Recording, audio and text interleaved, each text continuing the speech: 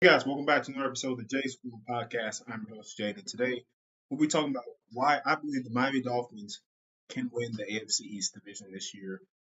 This is something that I've been thinking about a lot this offseason, and especially with the fact that Miami made a few good moves, for agency and bringing in some players that can help their team overall, although losing some to injury like Jalen Phillips and Bradley Chubb, but who should be hopefully be able to play at some point in the 2024 season. But before we get into that, make sure you guys hit that subscribe button and follow us here on the socials. Also, TikTok, Twitter, Instagram, Jason Down Pie. We're all there on those platforms. Subscribe to the channel on YouTube. Let me know your thoughts in the comment section below. As you know, we're again training camp has begun for most of these teams here. A lot of news and things to talk about. We'll keep you updated as the time goes by. But for right now, again, the focus is just really going to be on the Dolphins today. Um, so yeah, just getting started with that. I mean, look at the Dolphins last year. It wasn't the best year for them, but it wasn't a bad year. I mean, we know that this is a team with a high potent offense with Tyreek Hill and Jalen Waddle. They just added Odell Beckham Jr., who still got some stuff left in the tank. I mean, after having a decent season in Baltimore, although didn't end how he wanted it to. But now he just want a chance for the AFC team and the Dolphins, and in a little bit of a easier division now. So overall, like I said, I think Michael Daniel first off is a great coach. I've addressed this before on this podcast. I think he's a phenomenal coach, especially after watching the Hard Knocks last year with Dolphins, and they followed him around. Like he's a guy that players want to play for, and that he's younger, of course, and that's going to play a role in it too. But he is one of those coaches that can connect with his players, and that can also just you know motivate them in a way that's just not grilling them and say do this, do that, because sometimes you gotta know your personnel, you gotta know your players, and you gotta know your people, just like a boss, at a company, like they have to know their staff. You can't speak to all of your staff in the same way or communicate with them in the same way because there's other people, you know, receive and comprehend information different than others, right? So same thing here in football or in any sport.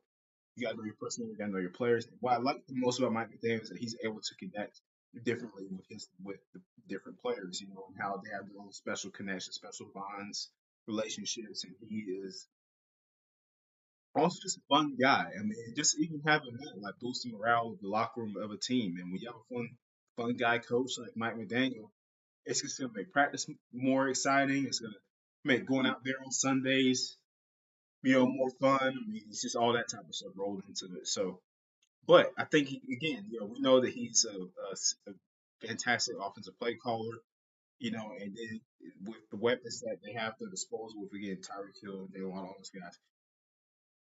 Tua Tagovailoa, recently has been getting a lot of hate, and I will say this, like, he's actually was statistically one of the better quarterbacks last year. If you look at it from that perspective, I want to say he led the league in passing yards last year, if I'm not mistaken. Um, this guy, like Tua, is like, people knock on him about his arm strength and stuff like that. He can't throw the ball deep down the field. Tyreek Hill had to slow down on a lot of his routes to catch the football from Tua, yada, yada, yada, this, that, and the third. Maybe true, but Tua is still one of the better quarterbacks in the league. And if he stays healthy, he is a top. Mm, mm. Statistically speaking, he is a top 10 quarterback if he stays healthy. Um, I say statistically speaking, he like, 'cause I mean, of course, your guys are going to round out the top of that list: Burrow, Mahomes, Allen, Jackson, um, you know, and it goes on from there. I mean, even you can even put like what CJ Stroud in that list too. As far as quarterbacks right now, Tua definitely deserves to be in that top 10 conversation. Again, statistically speaking. Because he had a great year last year stat wise, and he's a great quarterback. He's a good player. The only problem with Miami now is they got to get a deal done too, because he's essentially playing, on his fifth year option, and at next summer he's going to be a free agent. So they got to get a deal done now before the quarterback market resets. So think that the Dolphins would make that a priority at some point, hopefully sooner rather than later. But I like the team that they've got down there. I mean, I like the offense, of course. Devon A. Chain, who they picked up in the draft last year, is super phenomenal running back. And he can catch up the ball at the backfield well, and he's uh, for his size and yeah, a good physical runner. Good speed. I mean, offensive line just needs to stay consistent, stay healthy. So they had some shifting around to do with that line last year, which helped play the role. So that's to why sometimes they would struggle offensively to move the football against certain teams, certain scenarios. However, again, I believe that the Dolphins can win the AFC East, and this is why. Now, look at the AFC East. The Bills are done. The Bills are done. Let's just accept that fact right now. Bills Mafia, if you're watching this video, I'm sorry, but they're done. It, there is no saving Buffalo, and I talked about this in a video on the Bills a while back, and I'll drop another one on them soon. But the point of the matter is, they they're just not going to compete in the AFC this year. The Bills, from a significant standpoint, they're not going to compete. Like seriously compete? No, no, they're not going to AFC Championship game. Probably want to go to the division, because I mean, look, they've lost a lot of players on both sides of the ball defensively. Tredavious White, Jordan Poyer. I mean, just to name a few guys. And then you look at offensively, Stephon Diggs being the big key piece here. And then there was the concerns with Ken Dorsey and not wanting to Diggs the ball in certain situations, stuff like that. And I mean, and they almost lost to the Steelers at home. I mean, well, excuse me. The Steelers put up a fight against them at home at the Bill Stadium in the playoffs. That was a close game, closer than it should have been, especially with how abysmal the Pittsburgh offense had been throughout the season last year. So that being said, I don't trust Buffalo. You got good coaching, got Josh Allen, but right now that's it. And their number one receiver is going to be Keon Coleman. No, man, that's not going to work. So we can kind of deals out. The Patriots still, I mean, again, they're young. They're still like Drake May's cool and all, but again, that's going to take time. He most likely will start. Probably Jacoby Brissett starting for them come week one. So it's, the Patriots are not going to be a threat either. The Jets, I mean, could be. The one thing with the Jets is I just don't trust them to, I don't trust the Jets to stay healthy. Like Aaron Rodgers, I mean, hopefully he doesn't go down early this season like he did this past season. Hopefully he can play a full year. I'd love to see it. I think it'd be more exciting to see him on the Jets playing more snaps because we didn't get to see him much after his injury, obviously. So, like to see how that works. But I think well round wise, I think the Dolphins they may not have the most talented roster in the division, but they have the potential, they have the highest potential to win that division. I think, because their offense is the offense is consistent, very consistent enough, to go out there and win games. Defensively, they can use some improvement, but they're yeah concerned with this Anthony Weaver, how he's gonna fix that defense, how they're gonna play that role. Where they just signed Agba, a defensive end, to a contract, Manuel Agba, so sign him back to help that pass rush because Bradley Chubb, of course, and Jalen Phillips are on they're injured, so they're hoping to get those guys back soon. But overall, I like what the Dolphins are doing.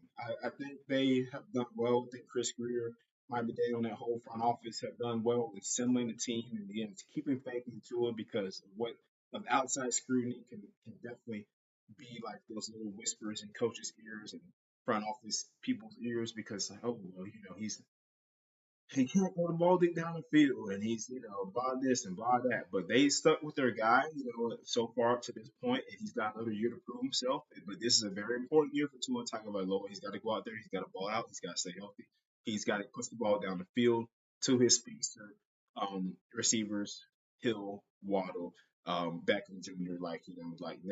He's got to get the ball out, and want to them in a timely, consistent, and accurate manner.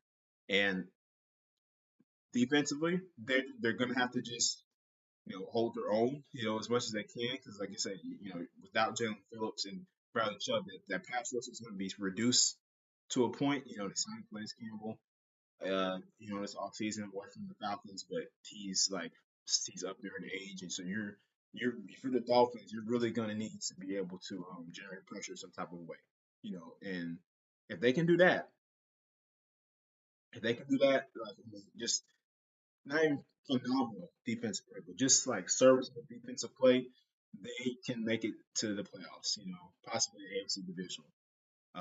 Like I believe in the Dolphins this year. I think they can do a lot of damage to teams. You know, um, particularly on offense, but defensively also because Anthony Weaver is one of those guys where he likes to change some things around. Already said he's going to change some things and make the opposing offenses have to think and process their formations before the ball snap and things like that, and it just figure it all out there. So I mean, I really do like it. The Dolphins have the highest potential to me to make it out of the AFC East, and make the playoffs. Like again, I don't see anybody really beating them. The Jets, like, just not unless Aaron Rodgers comes out and just is balling this year. Like they stay healthy defensively, they're locking people down, and they're not getting run on. Like because the run defense wasn't the best for the Jets. Then they're not getting gashed. Pass defense if Sauce and his crew back there can shut down opposing offensive receivers, then yeah, I mean we can see it's really going to boil down to the Jets or the Dolphins for the AFC East crown. It's really what's going to boil down to. But I think it still leans a little bit more heavily towards Miami, getting that win there. And like I said, Tua just needs to go out there and show that he's worth the contract that he's seeking. Show everybody, continue to show that he's a great quarterback. And that the outside stuff is always going to be there, but he's still a great quarterback. He's an accurate quarterback. And in today's league, that's extremely important. So to have from your starting QB. So yeah, that's really the main point of today's podcast, guys. We're going to talk about the Dolphins and why I believe they are a contender for why I think they can win the AFC East and represent and come out of that division and go into the playoffs this year. Again, yeah, but a much better performance than what we saw against KC last year. I do believe the Dolphins are capable of doing so. But yeah, I mean, that's pretty much wraps up for today's podcast, guys. Thanks for watching and listening, however you're doing it. Just hit that subscribe button right there, Jason down, and follow us on the socials, Twitter, IG, and TikTok. Thank you.